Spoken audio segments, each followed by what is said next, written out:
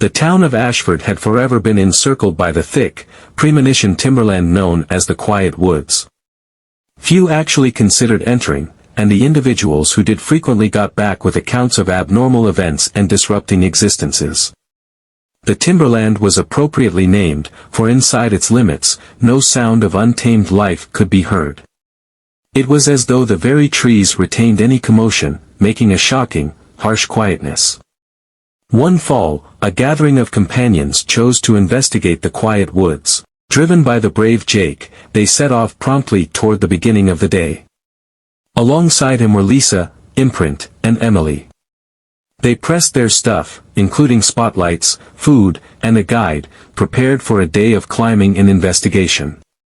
"You folks sure about this?" Emily asked, her voice touched with worry. "Well, everybody says the forests are spooky." "Tormented, schmaunted," Jake answered, smiling. "It's simply a timberland. We'll be fine." As they entered the timberland, the thick shelter above shut out a large part of the daylight, creating long shaded areas across the woodland floor. The quietness was alarming, and, surprisingly, Jake's certain attitude started to fade as they wandered further. Hours passed, and the companions thought of themselves as beyond help. The guide was futile, and each bearing appeared to lead them back to a similar spot. The air became colder, and the trees appeared to surround them. "We want to find an exit from here," Imprint said, his voice scarcely a murmur. "This spot is making me feel uncomfortable." "We a little," Lisa proposed, highlighting a clearing up ahead. "We want to keep even-tempered and thoroughly consider this." They got comfortable the clearing, however the disquiet just developed. Emily, gazing at the trees, unexpectedly froze. "Do you see that?" she murmured, pointing. The others followed her look and saw a figure standing right at the edge of the clearing. It was a man, tall and slender, with long, unkempt hair and eyes that appeared to gleam faintly in the faint light. "Hi!"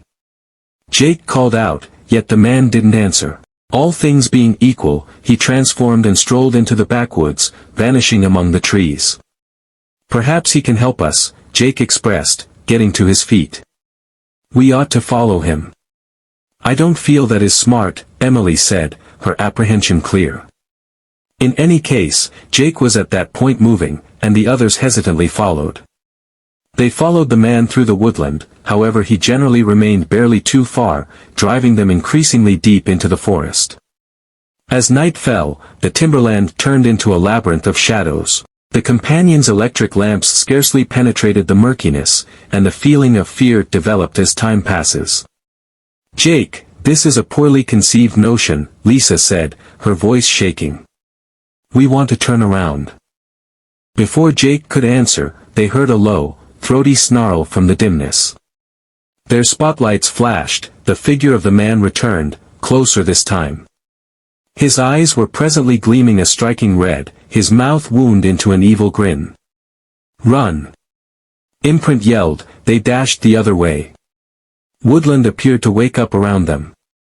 Trees moved and moved, hindering their way and grouping them towards an obscure objective. The snarling developed stronger, reverberating through the quiet woods, and they could hear strides behind them, drawing nearer and closer. They burst into another clearing, this one loaded up with antiquated, disintegrating gravestones.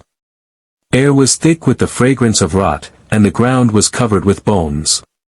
In the focal point of the clearing stood a haggard lodge, its windows dim and discharged. Inside. Jake hollered, they mixed into the lodge, hammering the entryway behind them. The lodge was shockingly quiet, and the haziness appeared to be practically substantial. Their spotlights gleamed and kicked the bucket, diving them into complete dimness. "What's going on?" Lisa murmured, her voice scarcely perceptible. A virus wind moved throughout the lodge, and they heard the sound of murmuring voices, weak and far off at first yet becoming stronger. The voices communicated in a language they couldn't comprehend, yet the tone was undeniably malignant. Unexpectedly, the entryway squeaked open, and the figure of man remained in the entryway, his eyes sparkling more splendid than any time in recent memory. "Welcome," he said in a voice that creeped them out. "You shouldn't have come here." Before they could respond, the ground underneath them gave way, they were dove into a dim, underground chamber. The air was smothering, and the walls were canvassed in old runes that shined with a wiped-out green light. "We want to leave," Imprint said, his voice shaking. However, there was no chance to get out. The chamber appeared to surround them, and the murmuring voices became stunning. Shadows got across the walls, taking on colossal shapes that connected with long, pawed hands. "Kindly, let us go," Emily cried, yet the voices just snickered, a chilling sound that reverberated to them. Once more, man showed up, his structure moving and twisting into something barbaric. "You have a place with the woodland now," he said, his voice reverberating with an extraordinary power. "The quiet woods have guaranteed you." As the shadows shut in, the companions understood reality. Legend of the Quiet Woods was no simple notion. It was an admonition. What's more, they had disregarded it. Their shouts were gulped by the dimness, and the backwoods got back to its spooky quietness. The lodge stood vacant, a demonstration of the detestations that hid inside the quiet woods. Also, the locals of Ashford kept on telling the story, cautioning any individual who might listen never to wander into the woodland, for the people who did were gone forever.